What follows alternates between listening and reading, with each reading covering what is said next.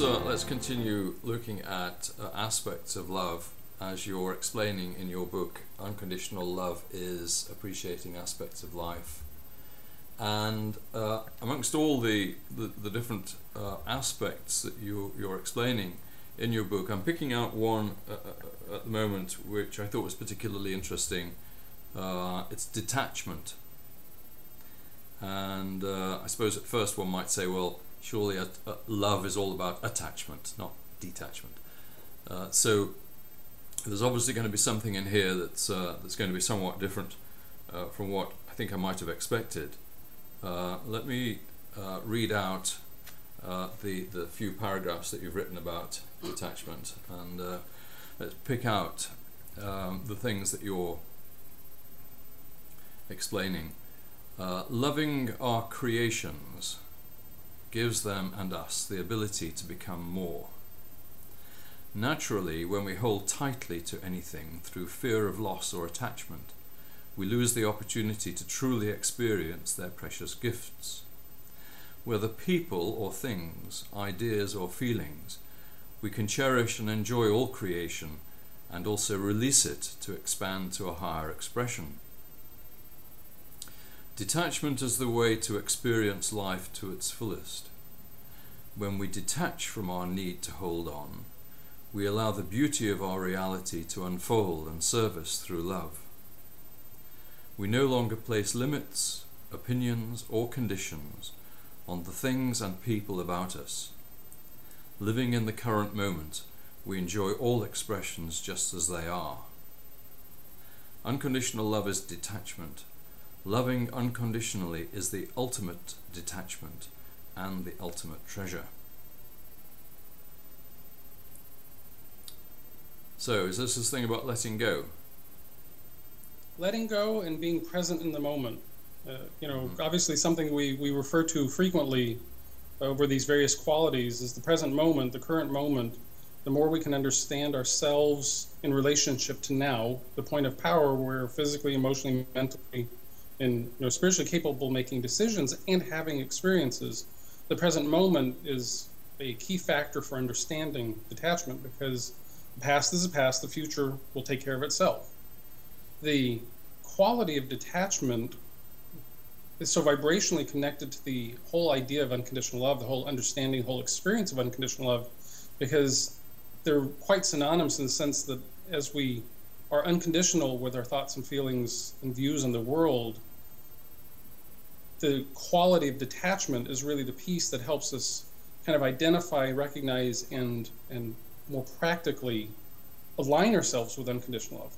And detachment being quality that we're singling out here is a way to kind of help us move into greater vibration of unconditional love, because we can kind of go through our daily life, our daily routines, and say, well, how can I detach? How can I let go? And I'd start with really the things in our lives, and perhaps one of the reasons why I found detachment such an interesting experience early on, before I kind of delved quite deeply into the whole experience and understanding and realization of unconditional love, is attachment was one of those founding pieces that I could start working with in my day-to-day life, and found fascinating results by detaching. And from my memory's sake, I grew up in a household where there was like the classic set of perfect holiday dishes. And that classic set of perfect holiday dishes were only brought out on a couple of occasions. And they were treated and handled with great care, and then put away again. And, not to be touched, not to be looked at, not to be handled, not to be used. And when I came across this idea of detachment, this example along so many was that what was the purpose of holding on to these special dishes for these few occasions, rather than actually enjoying them all year long and having the fullness of the experience? Especially when I kind of contemplated the whole idea is that, even when they were brought out, there was a tendency for a piece or two to break in the process of being used or washed or what have you. And then coupled with, a similar experience where there was a collection of books that were, supposed to go on a beautiful bookshelf in some imaginative, library in the house at some point, which never materialized.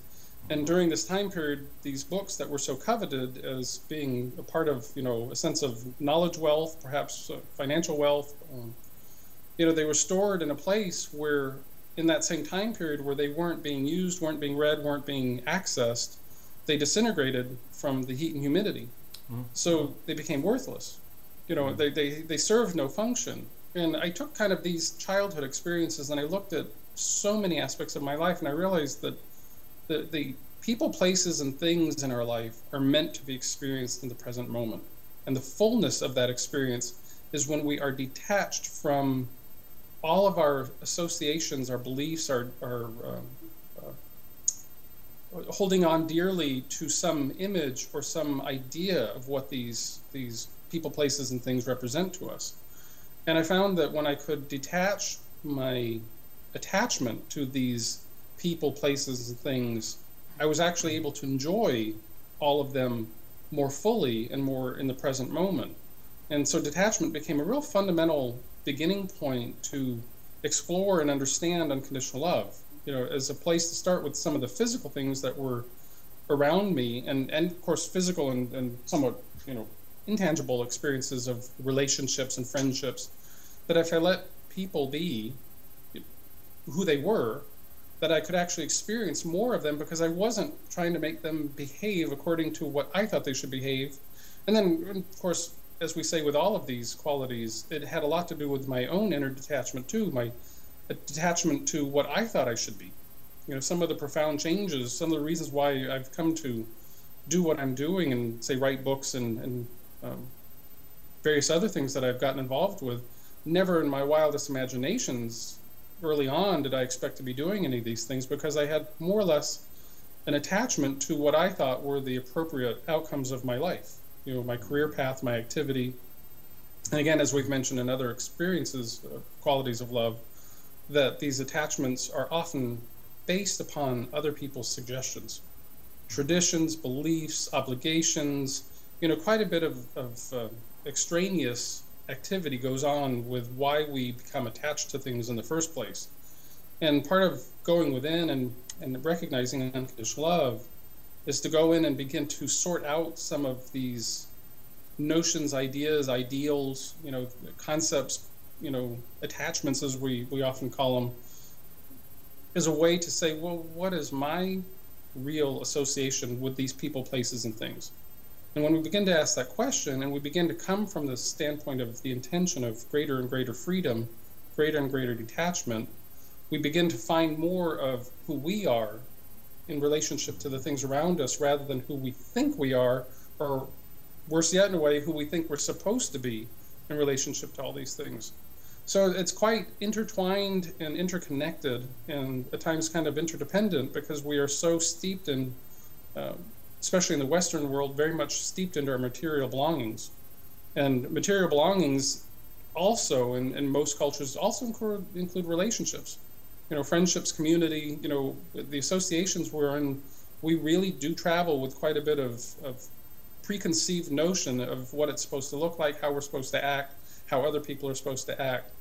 And for this particular path to explore unconditional love, detachment is a great way to begin to recognize the just huge volume of attachments we have placed upon people, places, and things, and that if we begin the process of detaching in each of these circumstances, we actually find greater and greater freedom to love both ourselves and these people, places, and things around us more unconditionally. So detachment is I would almost say in this instance, a great tool. It's a great place to begin to think and feel differently about our relationship as we travel through life. Kind of reminds me of something I heard a long time ago, which was, you can have it when you no longer want it. And it's almost as if when you've detached from the desire for something, something happens. But it always occurred to me, well, if I don't want it, why would I want it in my life? If I'm detached from something, surely I lose interest in it. Where does, you say that it opens the, I can't remember the exact words you used, but it opens the path to love, I think. something like that, you were saying. Why? I mean, how does that happen? Well, if you think about when we're attached to, or when we place upon, the things that we perceive we own, which let's just contemplate that for a moment. What do we actually own? I mean, things come into our lives for a season and for a time, and everything passes on, transitions on at some point, whether in our lifetime or another. Especially with things are constantly evolving, and especially in our material goods, everything has the potential and quite honestly the possibility, probability that will break down or break apart. And then even with the things that we do have, say China, for example, I mean, it's very easy to drop a piece of China and there it goes. That's the end of it in that particular form. So when we are caught up in our attachments, we tend to be so exclusive with what we have and act as if we are actual owners, like this is our property. We actually attach value to it. We attach affirmation. We attach, some kind of sense of our worthiness to these outer items, and that's both physical and also kind of relationships. We think we have the perfect relationship or the perfect career, the perfect friends, whatever it is, and we place on those, attachments. We're really creating quite a filter and a barrier to the actual experience. Mm-hmm. Taking the example of the china, hidden up in the cupboard, we're only able to use those with our belief systems a couple times a year, and then we have to be super careful, which means we can't really enjoy them. Mm-hmm. And we're not really participating with them. Whereas if we make them an everyday part of our life, because we're not attached to the outcome, we're not attached to them being in our lives, and we actually understand, and I love this particular word, we are caretakers of the items in our life. Mm-hmm. And really, in a way, the people, places, and circumstances, experiences, because we walk during our lives and things are constantly in a sense of change. The challenge is our psyche likes to hold on to things as kind of a security blanket. It says, well, I'm known by this, I'm attached to this. Mm-hmm. Which, of course, as you said, like eventually we will detach from these things, because we will outgrow them, tire of them, and change into something else. Part of the manifestation process that you're talking about is that generally when we want something dearly, we tend to repel it rather than bring it into our lives. Mm-hmm. It's not until we actually let go of it that it can come. But even when it does come, if we reattach ourselves to an identity with the people, place, or thing, then we've limited again our experience. Mm-hmm. If we look at it from the standpoint that we're constantly layering and kind of like, take the metaphor of like heaping each belief system, each like identity, like, say if our car, we think the car brings us prestige. Well, that's like throwing a big heavy coat over the car. And if we think the car, gives us some virility, we throw another big heavy coat over the car. And everything that we do, that we attach ourselves to some form of an identity, a projection of our worthiness, that somehow we're identifying with the object. We are literally like throwing big heavy winter coats over it and obscuring the actual experience. Mm-hmm. And then, particularly in those cases, we tend to interact with our objects and then also our relationships, because they really are, I refer them because the similarity is this, is the same, whether it's a material object or a person that we're interacting with. We're not trying to say, a live person is somehow the same as an inanimate object. What we're actually talking about in the sense of attachment is the projections we place upon both the inanimate object and the relationship, where we kind of assume an identity or place upon these experiences an identity that is not true. It's just something we want to say, like, as we're walking down, the mallway with our perfect spouse, we want everybody to see that we have the perfect spouse. Mm-hmm. Well, that's a projection. That's not enjoying the person just for who they are. Or we can say the same thing as we're driving down the street. We want everybody to identify with what we consider the perfect car. That's our projection. We're identifying with the material aspect or the material object. We're adding to it something that is just an idea that is not necessarily the experience of the person, place, or thing. Mm-hmm. When we take off these layers, when we take off these heavy winter coats, we take off these belief systems, then we can have more of a direct, true, honest relationship with the person, place, or thing. We can allow it to be what it is, not what we try to make it to be. And of course, as I say that, projecting outwardly, all these same things totally refer to our inner world too, because we are attached to what we think. We are attached to our knowledge, we're attached to our poverty, we're attached to our opulence, we're attached to, the way we think we're supposed to project ourselves in the world, the perfect size, shape, or the lack of all those things, because that's an attachment too. When we go to the negative side, when we criticize ourselves for this, that, or the other, we are attaching ourselves to these critical elements. And none of that reveals the fullness of love. I'm still not very clear about why it is that detachment really does open to the fullness of love. I mean, I can understand how attachment has an element of fear to it, because it's a fear of loss. And that's a good point. Of yes. self-identity and loss of security, as you say. And so the opposite of attachment being detachment suggests then the opposite of fear, which is love. But I'm still not very sure about how it is that detachment, in a kind of positive sense, opens the way to love. Well, let's go, because you mentioned the opposite of fear would be love.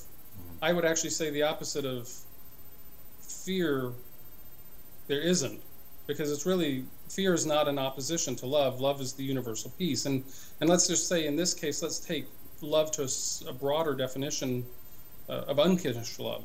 The unconditional love is to be unlimited, without limits, without attachments to the past and even the present and the future, which means if we want to experience more love, to have more of this love that is innate within us be revealed, then we need to perceive life with fewer attachments, fewer limitations. And every time we place something upon something else, as a projection or as an idea, we are attaching ourselves to that particular piece, which limits our experience by that same particular piece. If we detach from those pieces, we live more unlimited. That fewer limits means we're going to have less fear, because attachments also create fear. They create doubt. We're afraid we're going to lose something. If we're afraid we're going to lose it, we probably will, because we're creating that very intention, that attachment, which will cause it at some point to break apart, fall apart, leave. Whereas if we don't place that upon it, we don't care any longer whether it's there in our lives or not in our lives. We're really in a very neutral space. At that point, detachment eventually moves into that unlimited space where we are the detached nature. Is a neutral nature. We are then free to actually experience the fullness. Well, in each of these experiences is the nature of love innate in there.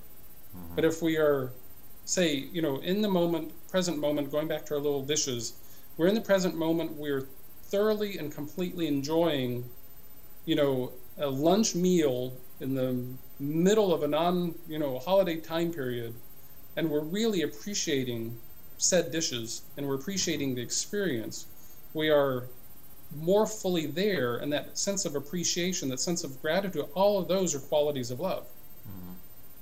If we're sitting there, at a big holiday gathering, we've pulled out our dishes, and we have, huge families there and kids running around, and we're sitting there worrying about what can happen.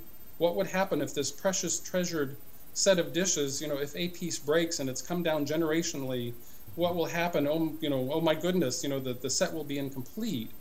We are so busy in our head being concerned, in fear and in doubt, that we're not actually enjoying the people, the food, the dishes, the experience, the time, the holiday, anything. There's no love there. There's fear, there's doubt. So where detachment, again, as I say, this is a tool that will help us uncover the love. It's not necessarily something where you say, well, when we talk about forgiveness, we have the forgiveness, we have the love. We can more easily see how those two intertwine. Detachment is kind of the beginning part to help us uncover the love that's innately there. And that's why I said, early on in my life, it was a great way to begin to understand love, I wasn't necessarily focusing on love at first when I was thinking about detachment. But as I detached more from things, I had more experience with these people, places, and things. And the more that experience blossomed, the more appreciation, gratitude, forgiveness, love, the more I enjoyed things just for what they were rather than what I had previously tried to make them be or not be. Mm-hmm. Yeah, I see. Those dishes have got a lot to answer for, haven't they? Yes, they do. And, I'm actually very grateful that was part of a circumstance in my life. Well, another one that I actually referenced in one of my books, I grew up in a household where my father, enjoyed keeping cars a certain way. And I remember, back in my early childhood, that he had bought, for his first new car. And back then, in that time period, it was very common for people to put clear plastic covers on the seats. So my father immediately did that, and I remember being in the hot south of the U.S. and, no air conditioning back in those days. And, those little seats left little, designs and imprints on us, and they were miserably hot. And I also remember that when it came time years later to turn the car over and get a new one, the person who received the new one had brand new seats, because the moment you took those plastic covers off, here were these incredibly beautiful seats in this old car. So what was the benefit? We never had the fullness of the experience of the car with the way it was. And of course, make somewhat of fun of these things. There's nothing wrong with protecting certain things or, trying to keep them in great shape, what have you. But it depends on whether or not we're coming from fear. In other words, our decisions are we having the fullness of this experience or not? And that is where attachment and detachment really comes into play. And what we'll find is that fear and doubt motivate the attachment. When we remove the attachment, fear and doubt go away, that's when love reveals itself, because then we're just having the experience for the experience. Okay, yeah, all right. Good metaphors, anyway. And good experiences. Yeah. All right, thanks very much, Harold.